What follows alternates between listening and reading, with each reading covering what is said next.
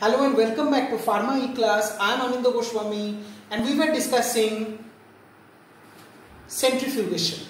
So in this chapter, in your syllabus, let us discuss the topics first. So in the centrifugation, we have to study the objectives, principle and applications of centrifugation, principle, construction, working, uses, merits and demerits of perforated basket centrifuge, non-perforated basket centrifuge, semi-continuous centrifuge and a super centrifuge. So let us come into the details. Yes, centrifugation is a process which is used to separate the constituents suspended in a liquid medium with the help of centrifugal force. So basically this unit operation finds quite similarity with filtration. In a filtration which we had studied previously, in filtration also we were clarifying the solids from the liquid slurry, from the liquid suspension. So this is also a process where we are separating the constituents which is suspended in a liquid medium with the help of centrifugal force, and this is the difference in this process from the filtration process. Normally in filtration we use a suitable filter medium or a barrier on which the solids are retained, and in this process with the help of the centrifugal force we try to separate the constituents. That is the basic difference between a centrifugation part and a filtration process. The theoretical basis of this technique is the effect of gravity on the particles of suspension. So whenever we want to separate solids, we have to take the help of the gravity, and the effect of the gravity comes on the particles in the suspensions. Now two particles of different masses which settle in a tube at different rates in response to gravity. The particles having a particle size above 5 micrometers sediment at the bottom due to gravitational force. Such a suspension can be separated by simple filtration techniques. Now if the particle size is above this particular particle size, that is of the solids, that is above this 5 micrometers, the particles they'll get sedimented at the bottom due to the gravitational force, and such a particular suspension can be separated by simple filtration technique. Now if the particle size is less than this particular particle size, that is your 5 micrometers, then constantly they will undergo Brownian motion, and in that particular case, in such suspensions, stronger centrifugal force is applied, and that is quite greater than the gravitational force, and that centrifugal force is causing centrifugal effect, so that will help in the separation of those particles. Now let us come to the theory of the principle of the centrifugation process. It is evident from the diagram that we are considering a body of mass m rotating in a circular path of radius r at a particular velocity of v. So to see the effect of the centrifugation, we have to know the quantification of the centrifugal force. So we are considering a body of mass m which is rotating in a circular path of radius r at a velocity v.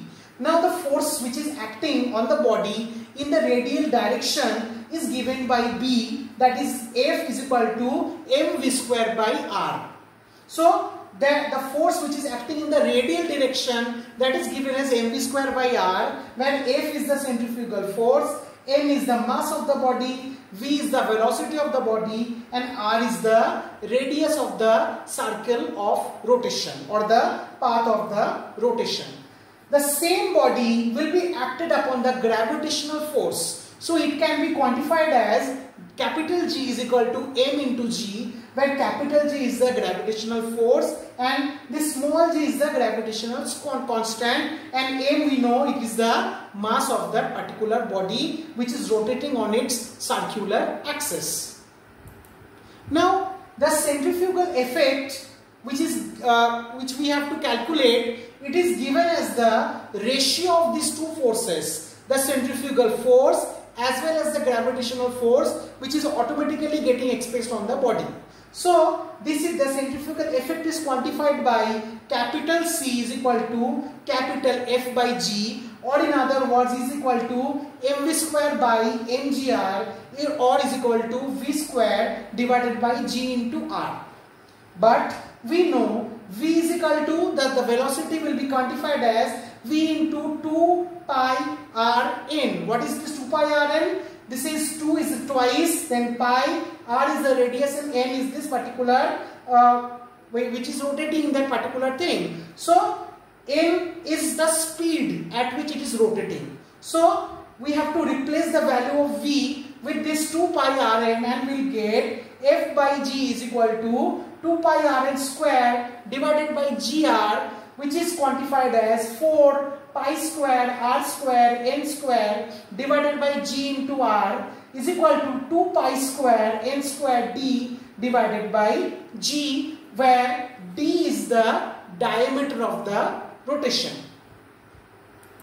Now this gravitational constant has a particular value and the value is 9.807 meter per second square. So in this equation, when we apply the value of the gravitational pull, so we get the equation centrifugal effect is equal to 2.013 into n square d, provided that n is expressed in s to the power minus 1 and d is in meter. So the centrifugal effect can be quantified as it is equal to 2.013 n squared into d, where n is the speed of the rotation and d is the diameter of the rotation. So any body of a particular mass, if it is rotating on its own axis in a circular path, then it is acted by two forces, the centrifugal force which acts on the radial direction.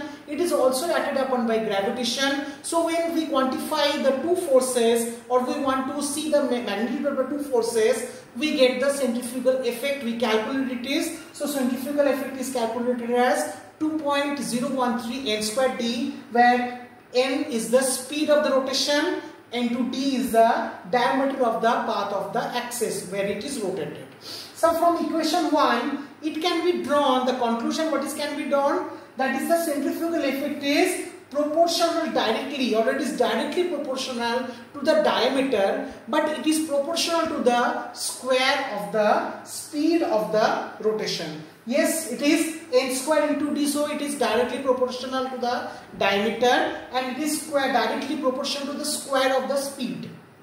So thus it is necessary to increase the centrifugal effect. It is of greater advantage to use a centrifuge of the same size at a higher speed rather than we are using large centrifuge at the same speed of rotation. So this is a particular very important topic where we want to quantify or we want to see the magnitude of the centrifugal effect. Let us come to the applications of principle or the theory of this centrifugation effect. Now, applications of this principle says that if the particles of the suspension are very small, then the high centrifugal effect will be required to separate these particles.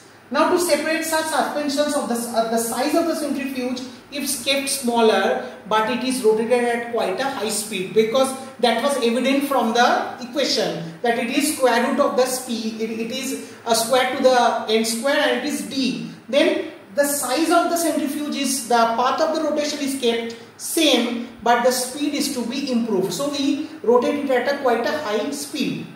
And if a large amount of material is to be separated and the low centrifugal effect is sufficient to separate the suspension, then the diameter of the centrifuge is increased and the speed is kept low.